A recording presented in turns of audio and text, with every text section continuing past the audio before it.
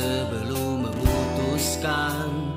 Kenali, kenali, kenali, kenali, kenali kebutuhan dan produknya, kenali manfaat dan resikonya, kenalilah hak dan kewajibannya, kenali supaya kita tahu sikapi uang dengan bijak.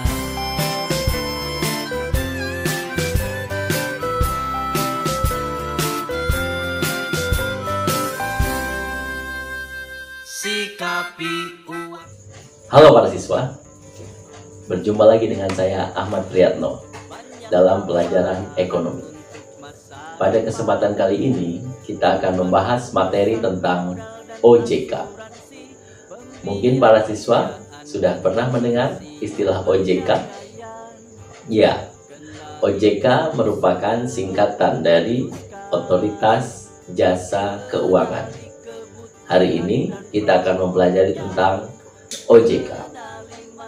Sebelum kita memasuki materi, terlebih dahulu kita lihat tujuan pembelajaran pada kesempatan kali ini.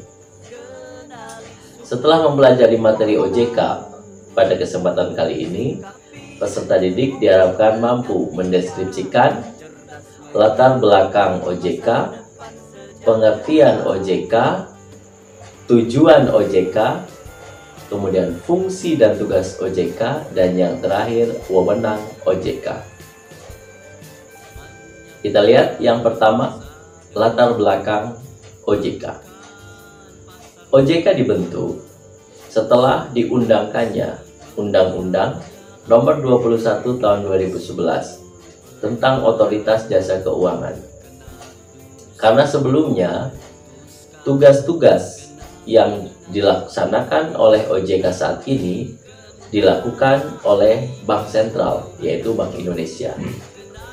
Padahal Bank Sentral merupakan lembaga independen yang mempunyai kewenangan moneter, tetapi juga harus mengawasi perbankan dan kegiatan lainnya. Ada juga lembaga yang mengawasi lembaga keuangan dan pasar modal, yaitu Bapepam LK, Badan Pengawas Pasar Modal dan Lembaga Keuangan.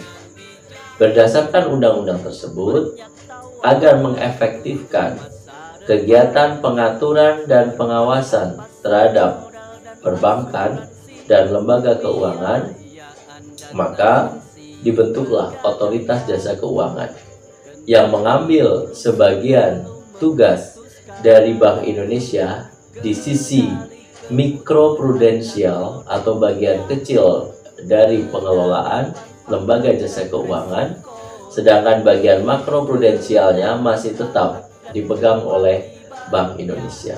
Kemudian dibentuklah OJK untuk mengoptimalkan pengawasan dan pengaturan Bank Sentral yang selama ini kurang optimal dilakukan Bank Sentral terhadap lembaga keuangan. Selain itu, digabungkan juga dengan fungsi Bapepam LK, sehingga Bapepam LK tugasnya sudah dialihkan ke OJK. OJK menjadi pengatur dan pengawas perbankan dan lembaga jasa keuangan, bukan bank, seperti pasar modal, asuransi, pembiayaan, dana pensiun, dan pegadaian. Itulah kenapa dibentuk Otoritas Jasa Keuangan. Selanjutnya, pengertian OJK. Berdasarkan Undang-Undang Nomor 21 Tahun 2011, OJK merupakan lembaga independen yang bebas dari campur tangan pihak lain yang memiliki fungsi, tugas, dan wewenang pengaturan, pengawasan, pemeriksaan, dan penyidikan. Jadi operasional kegiatan OJK seputar kegiatan-kegiatan tersebut, mulai dari pengaturan, mengatur lembaga keuangan, pengawasan, berarti mengawasi, kemudian pemeriksaan jika ada pelanggaran atau ada kondisi yang tidak baik, dan penyidikan terhadap lembaga keuangan. Selanjutnya adalah tujuan OJK. Mengapa OJK dibentuk? Mengapa harus ada OJK?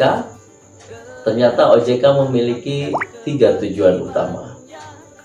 Jadi OJK itu dibentuk agar keseluruhan kegiatan di dalam lembaga jasa keuangan yang pertama terlaksana secara teratur, adil, transparan, dan akuntabel.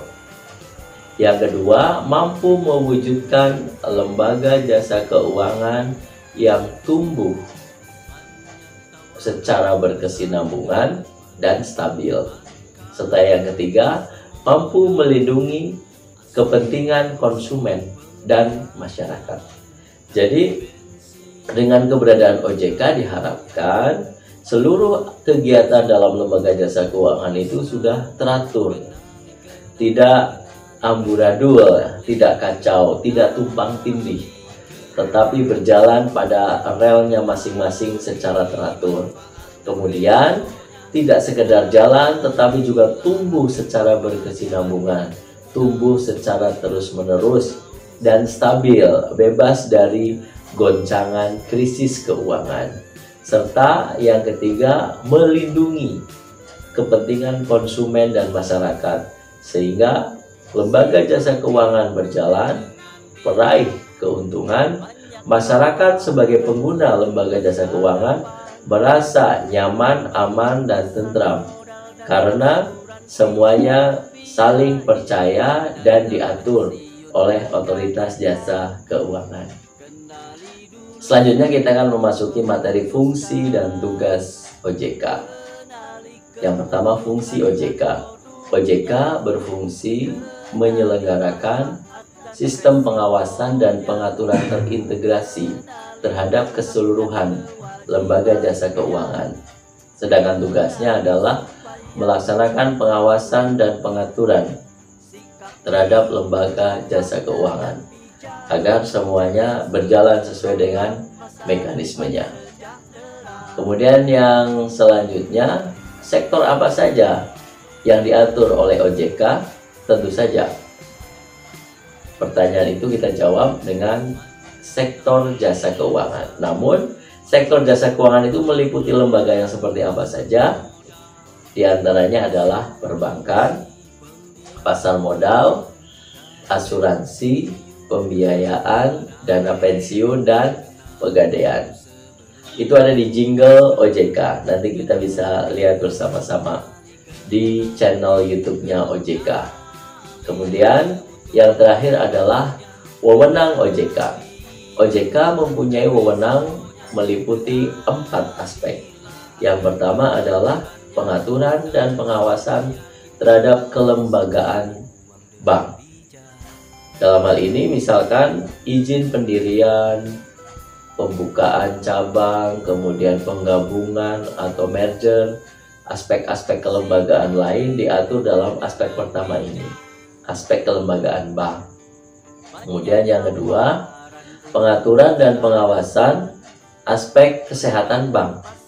Ini meliputi misalkan likuiditas, kemampuan bank dalam mencairkan uang, kemampuan bank menutupi kewajiban-kewajibannya, ada solvabilitas, rentabilitas, semuanya diawasi dan diatur oleh OJK. Kemudian yang ketiga adalah pengaturan dan pengawasan aspek kehati-hatian bank. Ingat, bank itu dasar dalam bekerjanya menggunakan prinsip kehati-hatian. Jadi tidak boleh sembarangan dalam melakukan kegiatan, harus hati-hati. Prinsip kehati-hatian ini mencakup manajemen risiko yang ada di perbankan dan diawasi oleh OJK. Dan yang terakhir adalah pemeriksaan bank. Jika bank ada bermasalah dalam hal keuangan atau dalam hal kelembagaan, dalam hal hukum, akan diperiksa oleh OJK agar jangan sampai bank tersebut menjadi bank gagal. Karena bank jika mengalami kegagalan bisa berdampak terhadap bank-bank lain atau yang disebut dengan bank gagal berdampak sistemik. Karena dasar nasabah bank dan lembaga keuangan itu berdasarkan pada kepercayaan nasabah. Jika sampai ada bank atau lembaga keuangan yang gagal, artinya nasabah sudah tidak menaruh lagi kepercayaan terhadap bank tersebut. Itu bisa berdampak terhadap bank-bank yang lainnya.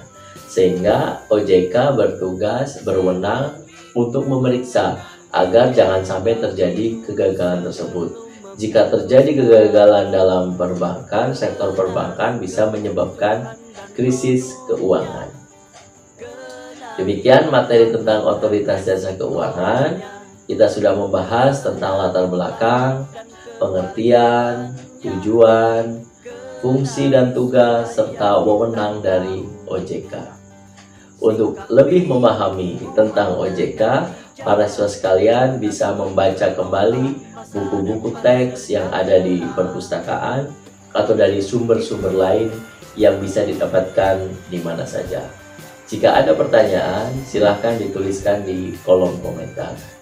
Semoga dengan mempelajari OJK pada kesempatan kali ini menambah pengetahuan dan wawasan kita tentang otoritas jasa keuangan sebagai sebuah lembaga baru yang dibentuk berdasarkan Undang-Undang Nomor 21 Tahun 2011. Demikian materi tentang OJK. Sampai bertemu lagi di kesempatan yang selanjutnya dengan materi-materi lainnya. Tetap jaga kesehatan, terapkan protokol kesehatan. Semoga pandemi bisa berakhir dan kita kuasai ekonomi dunia. Terima kasih.